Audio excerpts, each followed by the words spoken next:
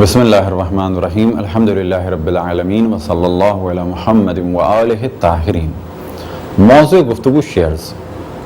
یعنی حصص۔ اردو میں گو کہ لفظ حصص بہت زیادہ استعمال نہیں ہوتا، عام طور پہ شیئر ہی کہا جاتا ہے، اور تقریباً ساری دنیا میں جو مشہور لفظ ہے وہ شیئر ہی ہے۔ حتیٰ عرب ممالک میں بھی اب جتنا میڈیا کا سلسلہ بڑھ گیا ہے، اب عام طور پہ شیئر اور شیئر مارکیٹ، شیئر کی خرید و فروخت، تو شیئر لفظ ایسا ہے کہ اس وقت تقریباً ساری دنیا میں بہت زیادہ مشہور ہو چکا ہے۔ شیئرز کا کام یعنی خرید و فروخت جائز ہے، البتہ جائز ہونے اور حرام ہونے کا دار و مدار اس چیز پر ہے کہ کس کمپنی کا شیئر ہے۔ اگر یہ کمپنی حرام چیز بناتی ہے یا حرام کام کرتی ہے یا دین کے خلاف کوئی کام کرتی ہے یا گمراہی پھیلانے کا کام کر رہی ہے یا سود کے کام کو انجام دیتی ہے، مثال کے طور پہ شراب کی کمپنی ہو یا کوئی غیر اخلاقی اور اوریاں قسم کی فلمیں بنانے والی کمپنی ہو، یا فرض کریں کہ حرام قسم کے سافٹ ویئر ہوں، یا کوئی ایسی کتابوں کی کمپنی ہو کہ جو دین کے خلاف کام کرتی ہو، یا کوئی ایسی سافٹ ویئر کمپنی ہو جو دین کے خلاف کام کرتی ہو،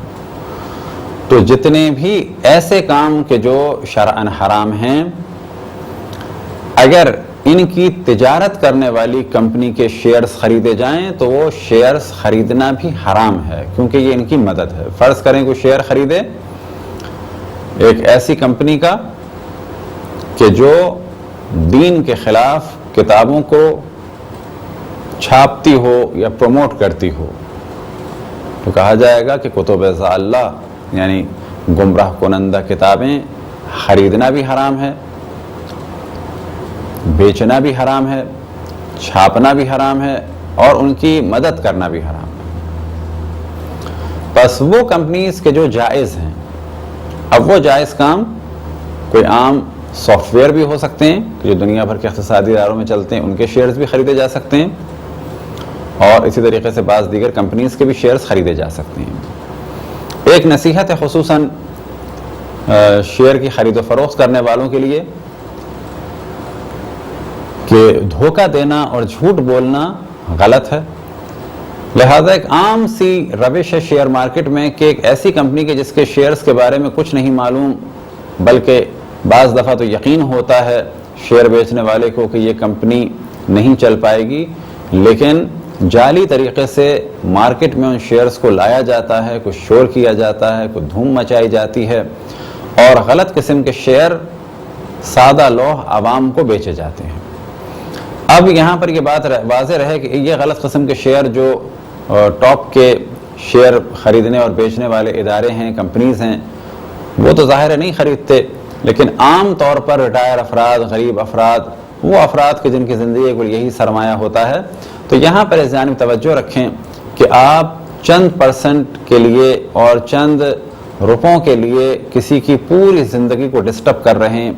ہر مسلمان کے لیے لازم ہے، خصوصاً اہل بیت علیہ السلام سے وابستہ جو افراد ہیں ان پر لازم ہے کہ جب بھی کوئی ان سے مشورہ کرے تو وہ صحیح مشورہ دیں، چاہے وہ مشورہ مانگنے والا کوئی بھی کیوں نہ ہو۔ ہاں، مشورہ دین کے خلاف اور حرام کاموں کے لیے نہ دیں، لیکن اگر کوئی ہندو ہو، عیسائی ہو، سکھ ہو، بدھسٹ ہو، کنفیوشس ہو، غرض یہ کہ غیر مسلم ہو، یا حتیٰ کوئی ایسا شخص ہو کہ جو کسی بھی دین کو نہیں مانتا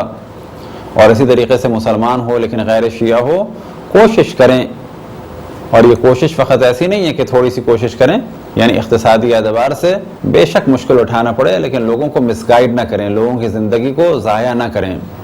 یہ تصور نہ کریں کہ ایک ہندو عورت ہے تو اس کو آپ نے دغا دے دیا، یہ ہندو ٹیچر ریٹائر ہوئی ہے، 8-10 لاکھ ملے ہیں، آپ نے اس کو دھوکہ دے دیا، تو یہ خود ایک ظلم ہے۔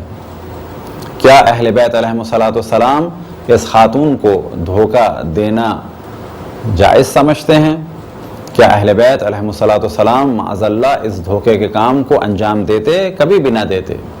تو یہ بھی ذہن سے نکال لیں کہ آپ کسی نان مسلم کو دھوکہ دیں، کوشش کریں کسی کو بھی دھوکہ نہ دیں، سب کو صحیح طریقے سے گائیڈ کریں، اور اس قسم کا ماحول بنائیں کہ لوگ یہ کہیں کہ اہل بیت علیہم الصلوۃ والسلام کے ماننے والے چاہے ان کو لاس ہی کیوں نہ ہو رہا ہو لیکن وہ مشورہ صحیح دیتے ہیں۔ لاس سے کیا مراد؟ فرض کریں کہ آپ اس غلط کمپنی کے شیئرز کو بیچتے، آپ کو 10 لاکھ روپے ملتے، لیکن آپ نے یہ دیکھا کہ اتنے لوگوں کے پیسوں کو میں کیوں ضائع کروں، کروڑوں روپے غریب لوگوں کے ضائع کروں فقط اپنے 10 لاکھ کے لیے؟ آپ نے کہا کہ نہیں۔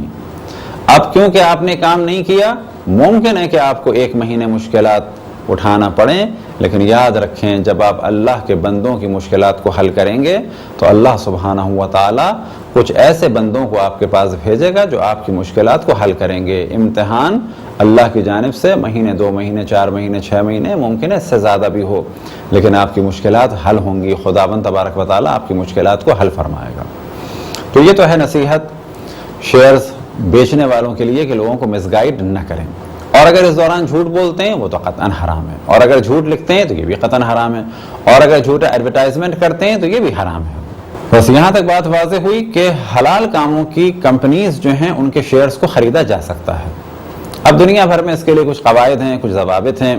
کہ ایک شیئر خریدنے پر کیا ملے گا، اور شیئرز کی قیمت بڑھے گی نہیں بڑھے گی تو کب بڑھے گی، اور آپ بیچیں، خود بیچیں تو کتنا ہوگا، انٹرنیٹ کے ذریعے سے بیچیں تو کتنا آپ کو کمیشن جو ہے وہ دینا پڑے گا، کسی ڈیلر کے ذریعے سے بیچیں تو کیا ہوگا۔ یہ ساری چیزیں جو بھی شیئرز کی خرید و فروخت کرتا ہے وہ اسے جانتا ہے، اور یہ سارے کام صحیح ہیں۔ بعض دفعہ بینک شیئرز خریدتے ہیں تو بینک سے بھی شیئر خریدنا جائز ہے، کیونکہ بینک ایک کام کر رہے ہیں کہ جو ان کا کام نہیں ہے، یعنی کسی نے ان کو کام دیا ہے۔ وہ کام کیا دیا ہے کہ اپنے شیئرز ان کے پاس رکھوا دیے ہیں، اور اس خرید اور فروخت کے بدلے وہ ہم سے کچھ پیسہ لے رہے ہیں،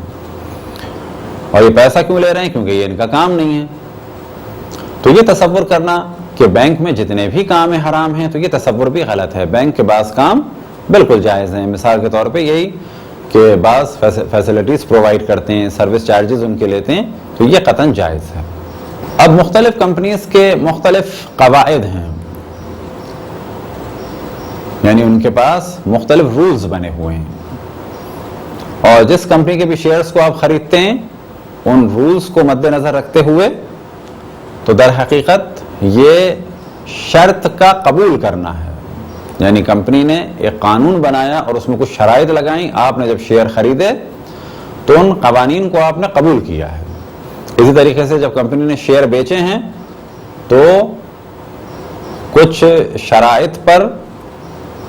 عمل کیا ہے اور کچھ شرائط پر وہ عمل کروائیں گے۔ اب بعض کمپنیز میں یہ بھی ہے کہ جس کے پاس اتنے % شیئر ہوں تو وہ پھر کمپنی میں اس مقام تک پہنچ سکتا ہے، اس عہدے تک پہنچ سکتا ہے، ڈائریکٹر بننے کے لیے اتنی شرط ہے۔ تو جتنی بھی شرائط کمپنی کی جانب سے ہوں، خصوصاً اختیارات کے سلسلے میں، وہ شرائط بھی سب کی سب عموماً جائز ہیں، اور ڈیپینڈ اس چیز پہ ہے کہ شیئر بیچنے والوں نے اور خریدنے والوں نے کیا معاملہ کیا ہے۔ اب ایک خاص موضوع کی جانب توجہ دلائیں کہ جسے عام طور پر پاکستان میں، انڈیا میں بدلہ کہا جاتا ہے، اس کام سے بچا جائے کہ کچھ لوگ شیئرز فرضی طور پر بیچتے ہیں، جبکہ خرید و فروخت کی ایک شرط یہ ہے کہ عین موجود ہو، یعنی مال موجود ہو، مال دیا جائے۔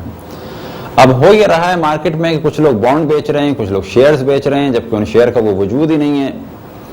اور انہی کے بھاؤتاؤ ہو رہے ہیں، انہی پر سود کا کام ہو رہا ہے، تو بدلے کا کام عموماً غلط ہے اور اس سے بچنا چاہیے۔ یہ تھی مختصر سی گفتگو شیئرز کے بارے میں۔ خداوند تبارک و تعالیٰ سے دعا ہے کہ بحق محمد و آل محمد ہمیں اپنے رسول، اپنی حجتوں، خصوصاً امام زمان علیہ السلام کی معرفت اور اطاعت کی توفیق عطا فرمائے۔ وصلی اللہ علی محمد و آلہ الطاہرین۔